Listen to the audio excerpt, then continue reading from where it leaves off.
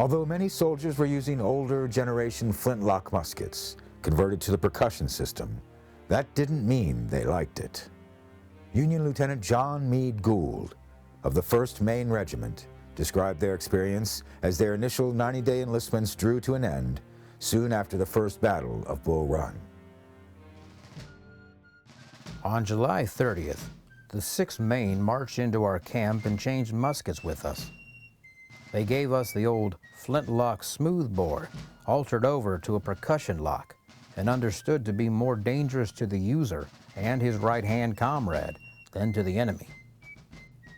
We heard that all sorts of inducements were to be offered to us to re-enlist, principally a new blue uniform and Springfield muskets, such as we had just lost. Those Springfield muskets were prized weapons among soldiers. The Model 1842 Springfield musket was a 69 caliber smoothbore, originally manufactured with a percussion lock.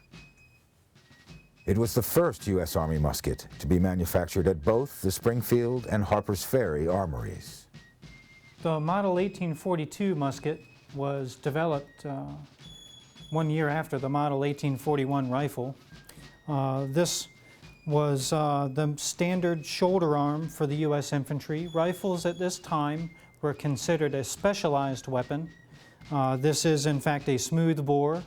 Many of these weapons were later rebored for a conical ball. They were rifled and given a rear sight. This is a standard muzzleloader, uses a ramrod to ram the main charge down the bore. It also is a percussion weapon in that it uses a percussion cap to ignite the main charge. The Model 1842 was extremely robust and attractive weapon and remained in U.S. arsenals right up to the Civil War. Many of these Model 1842 Springfields were issued to early volunteers, and some units had them in the U.S. Army right up through 1863. Warfare was still fought standing shoulder to shoulder in linear tactics, linear formations during the war with Mexico, and the rifle was really not suited for that purpose.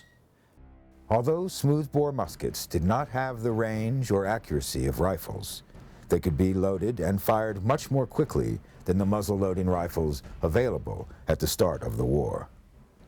To compensate for the poor accuracy of the smoothbores, soldiers frequently loaded the muskets with a combination of one heavy lead bullet and several pieces of buckshot. This buck and ball load was devastatingly effective at short ranges.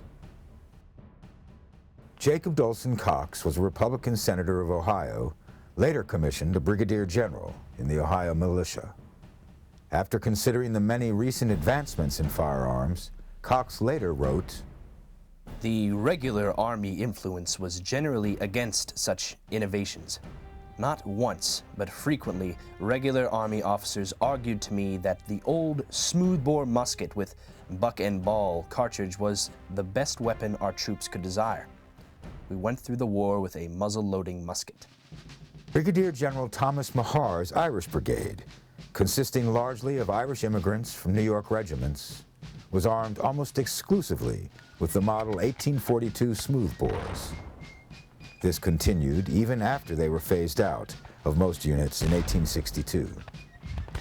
Mahar preferred the smoothbore over rifles, precisely because of the effectiveness of the buck and ball load. The Irish Brigade proved the value of smoothbores loaded with buck and ball at Gettysburg against Pickett's charge.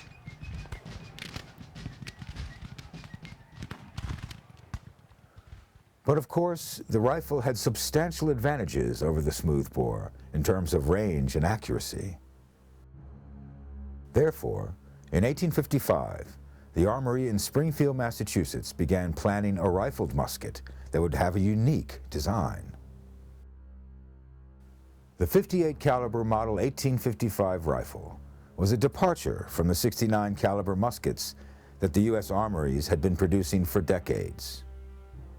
Testing by the Army had demonstrated that the smaller caliber rifles were more accurate with the new conical mini bullets. The Model 1855 was a muzzle-loading rifle, but had an unusual firing system. The new Maynard tape primer was used in place of the percussion caps, which were themselves a fairly recent improvement over the flintlock firing systems that had been used for centuries. A dentist by the name of Edward Maynard developed the tape primer as an inexpensive manner of containing the mercury of fulminate, which would ignite when struck, in turn igniting the gunpowder to fire the bullet.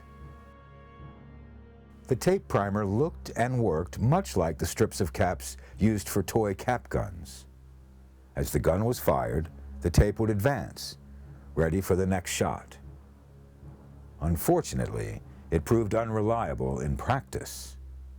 The tape was susceptible to moisture, and testing showed it failed to fire almost half the time. Nonetheless, the Model 1855 would become one of the most common shoulder arms of the Civil War. But that doesn't mean it was well loved. First Lieutenant John Meade Gould, whose regiment had been promised Springfield Rifles if they re-enlisted, wrote about receiving Model 1855 Springfields. The entire regiment had the Springfield rifled musket, caliber 58, with the Maynard primer attachment, a contrivance never used during the war to our knowledge, and I believe it was left off of all muskets manufactured after the first few thousand. Dr. Maynard founded the Maynard Arms Company, which contracted with the Massachusetts Arms Company to produce a breech-loading rifle of his design. Although not produced in close to the same numbers as the muzzle-loading Springfield rifles, they were well regarded. The Confederate Field Manual listed the Maynard carbine as one of the official arms of the Confederate Army. Many Confederate soldiers carried these guns, calling them simply Maynard Rifles.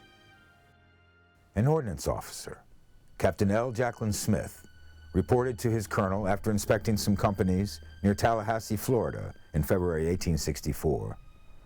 Captain Smith's report highlights the variety of arms that a single company might possess.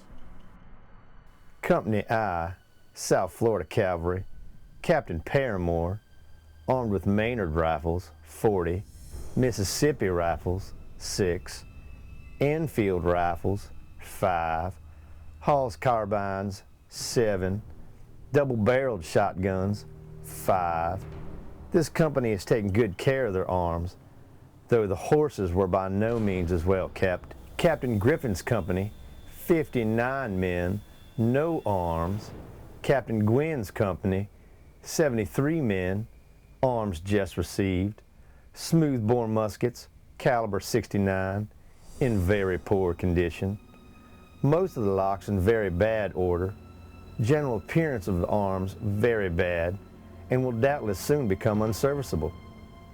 Captain Simmons, Company G, armed with Maynard rifles and sabers, arms in good condition, well taken care of, but have only 5 rounds of ammunition. None of the companies armed with Maynard rifles are able to procure a supply of ammunition, owing to its peculiar character. The problems with the Maynard tape primer led to its elimination from the next model Springfield. The 1861 model Springfield rifled musket would become the most widely used long arm of the Union Army. It would be popular with the Confederates, too, when they could get their hands on one.